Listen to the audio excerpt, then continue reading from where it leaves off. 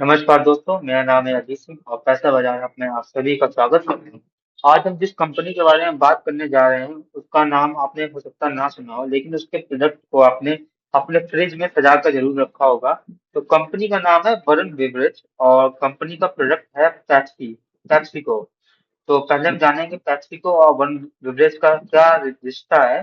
तो पेप्सी अपने ब्रांड और क्या नाम कहें तो फॉर्मूले पे काम करती है, और वरुण बेवरेज का काम है उसके प्रोडक्ट को बोतल्स में फिल करना और डिस्ट्रीब्यूट करना, एक नेटवर्क प्रोवाइड करना। तो ये इन दोनों कंपनी का एक एग्रीमेंट है जिसको इन्होंने 2039 तक की है ये कॉन्ट्रैक्ट पेप्सिको से। तो आप जरा इसको समझ लीजिए, पहले तो ये बात है।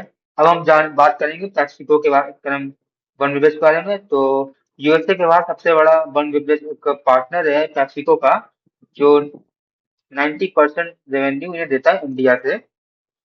ज्योग्राफिकल स्प्रेड की बात करें तो वन बेवरेज का 72% रेवेन्यू इंडिया से आता है और 28% रेवेन्यू इंटरनेशनल मार्केट से आता है, जिसमें Nepal, Sri Lanka, Morocco, Zambia, Zimbabwe, south Africa शामिल है। अब हम इसके रेवेन्यू सेगमेंट को स्प्लिट करेंगे तो 75% carbonated drinks, 28% water, 7% non carbonated drinks है।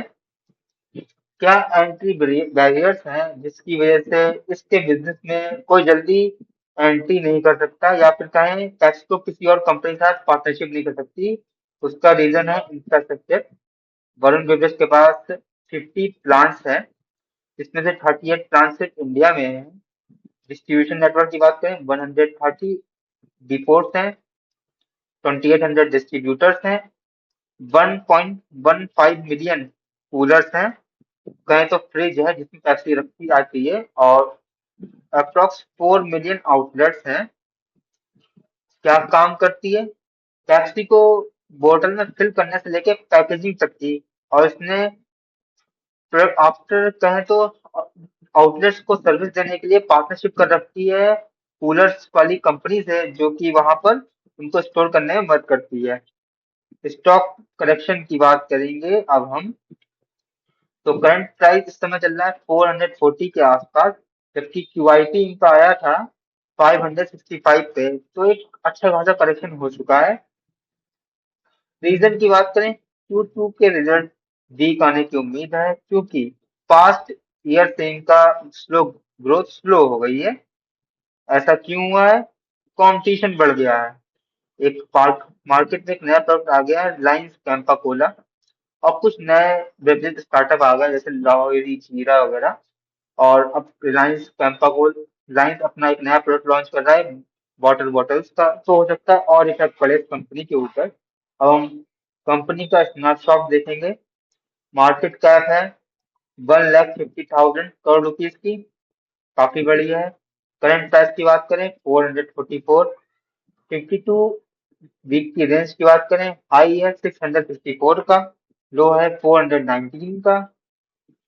वैल्यूएशन की बात करें 52, पी रेशियो 52.7, बुक वैल्यू है 54.3, डिविडेंड यील्ड है 0.23। प्रॉफिटेबिलिटी रेशियो की बात करें, return on capital employed 24.8, return on equity 22.5। 3 साल का एवरेज लें आरओई का तो 28.2 सीएजीआर से ग्रोथ हुआ है। स्ट्रॉन्ग प्रॉफिटेबिलिटी है, इफिशिएंट कैपिटल यूटिलाइजेशन है। फाइनेंशियल परफॉर्मेंस की बात करेंगे, यहाँ पर हम थोड़ा सा नया डेटा ले रहे हैं दिसंबर 2021 से दिसंबर 2024 तक। तो 2021 में सेल्स थी 8,823 करोड़ रुपीज, जो कि हो गई है दिसंबर 2024 में 20,000 की अप्रोक्स सेल्स। ऑपरेटिंग मार्जिन की बात करें तो 19 थे 2021 में, जो कि 24 हो गए हैं। तो दोनों चीजें बहुत ही अच्छी इंप्रूव हुई है। नेट प्रॉफिट आप देख सकते हैं 2021 में थे 746, अब हो गए हैं 1634 3.5 टाइम्स की ग्रोथ हुई है पिछले 3 सालों में। अब कुछ कंपाउंड ग्रोथ रेट देख सकते हैं अपने हिसाब से सेल्स ग्रोथ को। 5 साल में 23% CAGR से, 3 साल में 31% CAGR से। लास्ट 12 मंथ की बात करें तो 17% CAGR से ग्रोथ हुई है। प्रॉफिट की बात करें तो सेल्स से ज्यादा ग्रोथ हुआ है। 5 साल में देखें तो 41%, 3 साल में देखा 55%, और लास्ट 12 मंथ का देखें तो 18%। स्टॉक प्राइस ने अच्छा परफॉर्म नहीं किया है। लास्ट 1 साल में 25% का नुकसान। 3 साल का अगर एवरेज लें तो 28% का, और अगर 5 साल का रिटर्न देखें तो -48%। ROE अच्छे खासे समय से 25% पर मेंटेन है। अब कंपटीशन बढ़ने से मैनेजमेंट की थोड़ी चिंताएं बढ़ गई हैं, तो मैनेजमेंट ने क्या गाइडेंस दी है, क्या आउटलुक और क्या स्ट्रेटेजी है वो जानेंगे। तो ग्रोथ गाइडेंस दी है कि डबल डिजिट में की उम्मीद है उन्हें ग्रोथ की, लेकिन पहले कंपनी 20+ का रिटर्न देती है CAGR का हमेशा। लेकिन अब वो नंबर 10 से 20% की रेंज में आ जाएगा। मतलब ग्रोथ तो करेगी लेकिन उतना अच्छा ग्रोथ नहीं करेगी। कैपेक्स एक्सपेंशन की बात करें तो इस साल करंट ईयर में 2026 में नई फैसिलिटीज ये लोग बना रहे हैं जिससे ग्रोथ की उम्मीद है। और उनका एक नया काम स्टार्ट हुआ है कि आउट इंडिया के बाहर वो एक्सपेंड कर रहे हैं स्नैक्स में और एनर्जी ड्रिंक्स में, जिनके मार्जिन थोड़े इंप्रूव हो जाएंगे कंपनी के। प्रो एंड कॉन्स देखें तो कंपनी के तो डेब्ट लेवल बहुत कम है। 5 ईयर का प्रॉफिट ग्रोथ देखें तो 41% CAGR है। रिटर्न ऑन इक्विटी की बात करें तो एवरेज है 28%। लॉन्ग टर्म से सेल्स ग्रोथ अच्छी हुई है 25%। मीडियन ओवर 10 ईयर, 10 साल में 25% के हिसाब से सेल्स ग्रोथ की है। वैल्यूएशन देखें तो 8 टाइम्स है बुक वैल्यू के, तो हाई वैल्यूएशन हुआ।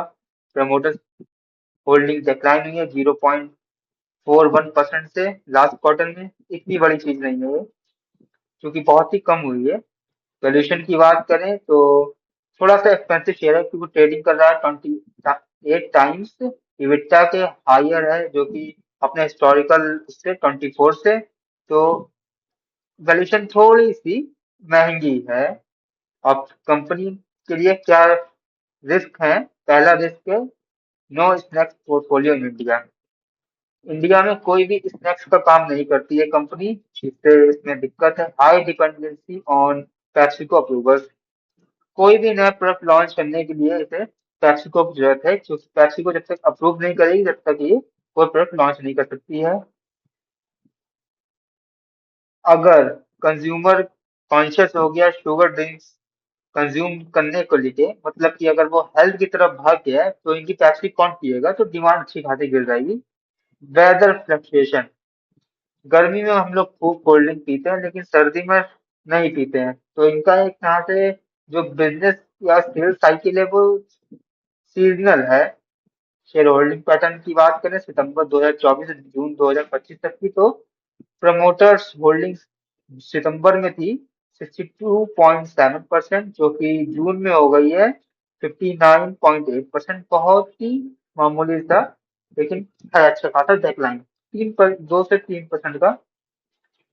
फाइनेंशियल इंस्टीट्यूशन की बात करें 24.2% थे सितंबर में, जो कि जून में हो गए 21.9।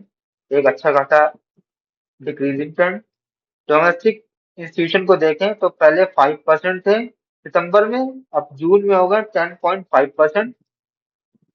तो अच्छी जंप दिखाई है डोमेस्टिक इंस्टीट्यूशंस ने। पब्लिक की बात करें तो 7.8% पे स्टेबल है। ये एक अच्छी चीज है कि पब्लिक न भाग रही है न आ रही है। ओवरऑल अगर हम देखें तो कंपनी की स्ट्रॉन्ग ग्रोथ कंपनी है, मार्जिन्स और रिटर्न अच्छे हैं काफी। बस थोड़े से वैल्यूएशन में इशू है। प्रमोटर्स और एफआईआई थोड़ा सा सेल कर रहे हैं, लेकिन डोमेस्टिक इंस्टीट्यूशन भारी मात्रा में खरीद रहे हैं। ये ओवरऑल निकल के आया है। अब हम थोड़ा सा इन्वेस्टमेंट व्यू से देखें तो जो अभी निवेशक हैं उनके लिए बता दूं कि 400 से 450 के बीच में एक सपोर्ट जोन है। अगर प्रॉफिट बचा पाती है कंपनी तो अच्छी बात है, अगर नहीं प्रॉफिट में इनकी गिरावट आती है तो अच्छा सा डाउनफॉल आ सकता है। और अगर उसके लिए इन्हें कम से कम 15% की ग्रोथ करनी पड़ेगी। अगर शेयर्स को ऊपर का चाहती है अपने क्या नाम प्राइस को बढ़ाना, तो कम से कम 15 सॉरी 20 प्लस इनकी ग्रोथ देनी पड़ेगी, क्योंकि डबल डिजिट पहले भी इतनी देती थी। तब तक नए निवेशक वेट करें कोई भी एंट्री लेने से। ये वीडियो सिर्फ एजुकेशनल पर्पज के लिए थी, कोई भी बाई सेल की रिकमेंडेशन नहीं है। धन्यवाद।